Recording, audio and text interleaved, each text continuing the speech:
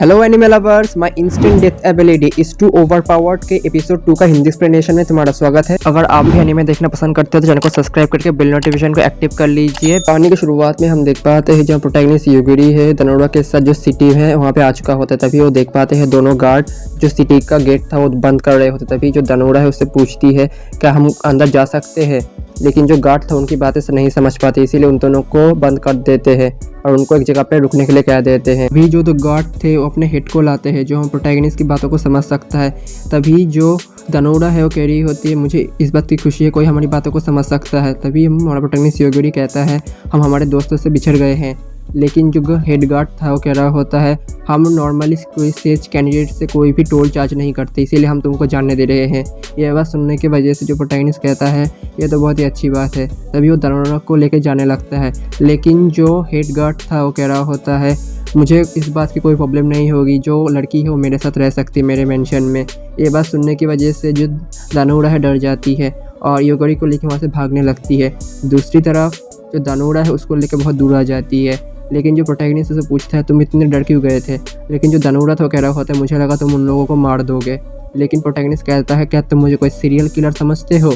दूसरी तरफ जो अभी धनोरा अपने आसपास देखती है और उसको दिखता है जितने भी वहाँ पीपल थे सभी बीस्टमैन होते हैं।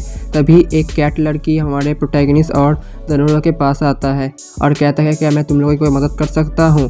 तभी जो प्रोटैगनिस्ट युगिरी है वो कहता है क्या तुम मेरी मदद करना चाहते थे तो तुम्हारा क्या फ़ायदा होगा। लेकिन जो लड़की थी वो कह रही होती है मैं तो सेज कैंडिडेट से बहुत ही करीब होना चाहती थी, क्योंकि अगर ऐसा हुआ तो मैं उसकी वाइफ बन सकती हूँ फ्यूचर में और ये मेरा सक्सेस होगा। तभी कैट लड़की हमारे प्रोटैगनिस्ट से पूछते हैं क्या तुम्हारी ये गर्लफ्रेंड है, लेकिन हमारा प्रोटैगनिस्ट कहता है नहीं। इस बात से जो लड़की थी बहुत ही खुश होती है। दूसरी तरफ हम देख पाते हैं अभी जो धनोरा है वो अपनी शॉपिंग करके युगिरी के साथ अपने घर जा रही होती है, लेकिन उन दोनों को दोनों तरफ से काफ़ी सारे बदमाश घेर लेते हैं और कहते हैं तुम्हारे पास जितना भी मनी है सब हमको दे दो। और प्रोटैगनिस्ट कहता है मुझे लगा ही था ऐसा ही होगा। लेकिन जो धनोरा कहता है मुझे लगा वो लड़की बहुत ही अच्छी होगी, काइंड थी, इसीलिए मैंने सोचा उसकी मदद ले लेता हूँ। दूसरी तरफ जो प्रोटैगनिस्ट है उसने कहता है अगर तुम लोग हिले तो मैं तुमको ख़त्म कर दूंगा।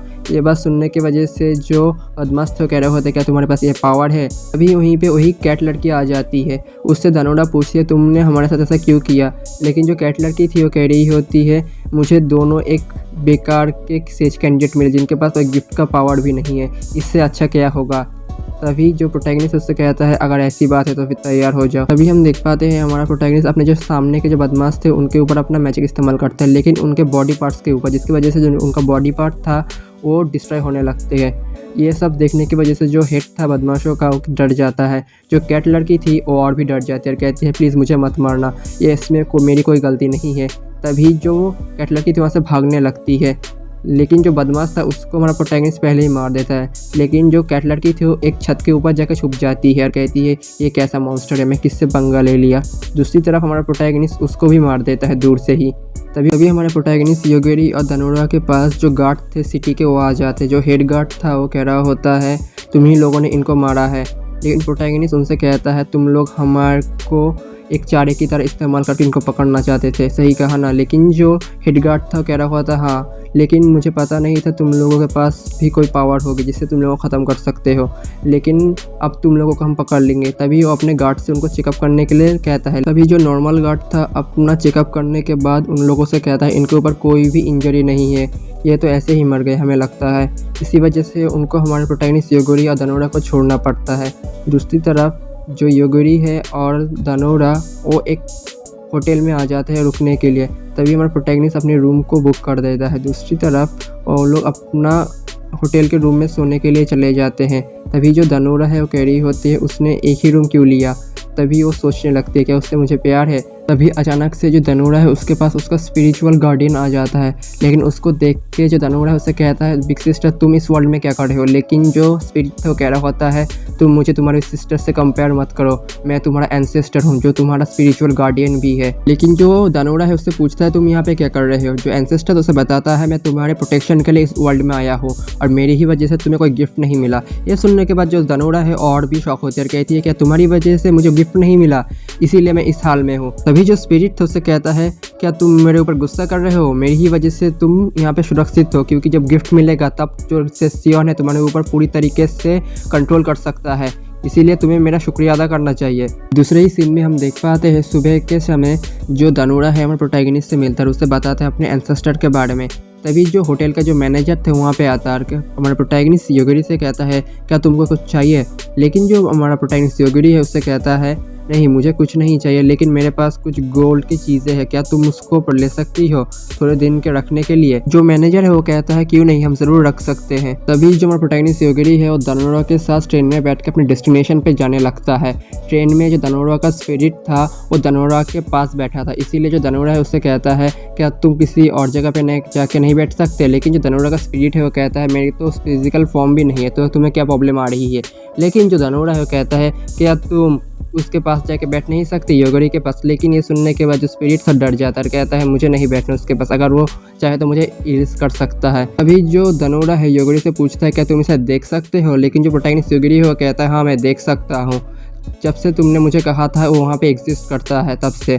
दूसरी तरफ हम देख पाते हैं जो हमारा प्रोटैगनिस्ट है योगिरी के ऊपर अचानक से हमला हो जाता है। दूसरे ही सीन में हम देख पाते हैं एक कैसल के अंदर एक बीस्ट मैन को कैद करके रखा गया होता है, जिसके ऊपर हमारे प्रोटैगनिस्ट ने अपना मैजिक का इस्तेमाल किया होता है। तभी वहीं पे जो एक सेज कैंडिडेट आता है जिसका नाम होता है लियन, उससे जो सिटी के गार्ड थे वो कह रहे होते हैं यही हमको ज़िंदा मिला, बाकी जिसके दोस्त थे सभी मर चुके थे। हमने इसके ऊपर कितने भी हीलिंग मैजिक इस्तेमाल कर लिया, लेकिन इसके जो आंखें हैं वो सही नहीं हो रही। तभी जो सेज कैंडिडेट था लियन वो उसकी आँख को निकाल लेता है और अपनी हीलिंग मैजिक की मदद से उसके आँख को फिर से सही करता है, लेकिन इससे भी जो उसकी आँखें हैं ब्लाइंडनेस वो ख़त्म नहीं होता। इससे जो सेज लियन था वो कह रहा होता है इंटरेस्टिंग है। तभी जो सेज लियन था वो उसको काट लेता है, जिसकी वजह से जो बीस्टमैन था वो एक वैम्पायर में ट्रांसफॉर्म हो जाता है। ट्रांसफॉर्मेशन के बाद भी जो बीस्टमैन था वो सही नहीं होता। दूसरी तरफ उनके ऊपर हमला हो जाता है एक सेज कैंडिडेट के द्वारा। जो गार्ड थे वो अपने अप्रेजल स्किल की मदद से बताने लगते हैं इसका जो क्लास है वो ब्रेव है। जो सीन है वो शिफ्ट हो जाता है। हम देख पाते हैं हमारे प्रोटैगनिस्ट और धनुरा को। जो प्रोटैगनिस्ट वो धनुरा से कहता है कि तुम सही हो ना, वो देख पाते हैं एक इन्वेडर जो रोबोट होता है वो सेज कैंडिडेट से लड़ रहा होता है। उन दोनों की फाइट में काफ़ी सारे माउंटेन डिस्ट्रॉय हो रहे होते हैं।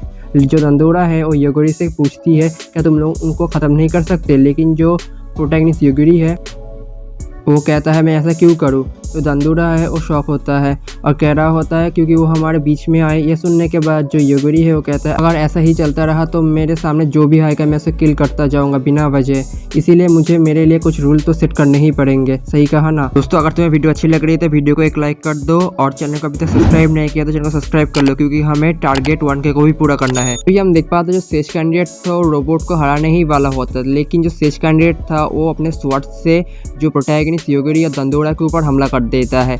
दूसरे सीन में हम शिफ्ट हो जाते हैं कैसल में। हम देख पाते हैं जो ब्रेव सेज कैंडिडेट था वो वैम्पायर सेज कैंडिडेट के ऊपर हमला कर देता है, लेकिन जो वैम्पायर सेज कैंडिडेट था उससे बताता है तुम हमारे ऊपर हमला क्यों कर रहे हो, तुम्हें तो डीमन लॉर्ड से लड़ना चाहिए, तुम दूसरे सेज कैंडिडेट के ऊपर क्यों हमला कर रहे हो। लेकिन जो सेज कैंडिडेट था ब्रेव वाला वो कहता है ये सब तुम्हारी गलती है, तुम्हारे जैसे इस सेज कैंडिडेट की वजह से आज एरियल नहीं रही। तभी वो अपने स्वॉर्ड से एक बड़ा सा धमाका कर देता है, जिसकी वजह से जो कैसल था वो डिस्ट्रॉय हो जाता है और वो कहता है आखिरकार मैंने अपना बदला ले लिया और मैंने एक को डिफीट कर दिया।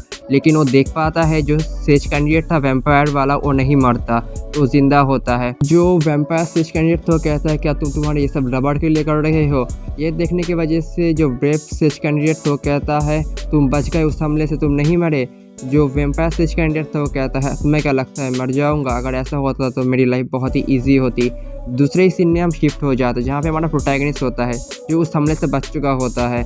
तभी वो सेज कैंडिडेट उसे देखकर कहता है तुम्हें क्या नहीं पता, तुम जब सेज कैंडिडेट को देखो तब उसके सामने झुकना पड़ता है। अभी हमारा प्रोटैगनिस्ट से सवाल करता है तुम हमारे ऊपर हमला क्यों किया, लेकिन ये बात सुनने की वजह से सेज कैंडिडेट और भी गुस्सा होता है, कहता है जल्दी से मेरे सामने झुक जाओ। लेकिन हमारा प्रोटैगनिस्ट तभी अपने पावर का इस्तेमाल करता है और उसे वहीं पर मार देता है।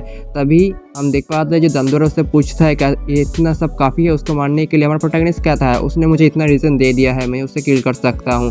तभी वहाँ पे जो रोबोट था वो आता रहता है मैं तुमसे लड़ने का कोई इंटेंशन नहीं रखता, प्लीज़ मुझसे मत लड़ना। दूसरी तरफ प्रोटैगनिस्ट योगिरी उससे पूछता है क्या तुम हमको हमारे वर्ल्ड में भेज सकते हो, लेकिन जो रोबोट था वो कहता है नहीं, मुझे बस इतना पता है मैं अपने वर्ल्ड में कैसे जाऊँ। तभी हमारा प्रोटैगनिस्ट योगिरी पूछता है क्या तुम तुम्हारे वर्ल्ड में हमको ले जा सकते हो, लेकिन रोबोट कहता है मैं तुम जैसे डेंजरस को कभी भी मेरे वर्ल्ड में नहीं लेके जाऊँगा, इससे मेरे वर्ल्ड खतरे में आ सकता है। हमारा प्रोटैगनिस्ट कहता है मैं समझ गया। तो फिर वो दंदोरा से पूछता है या दंदोरा तुम्हें क्या कुछ चाहिए, तो फिर दंदोरा है वो कहता है नहीं मुझे कुछ नहीं चाहिए। जो दंदोरा का स्पिरिट था वहाँ पे आता है और कहता है तुम लोगों को मैं एक सजेशन देता हूँ।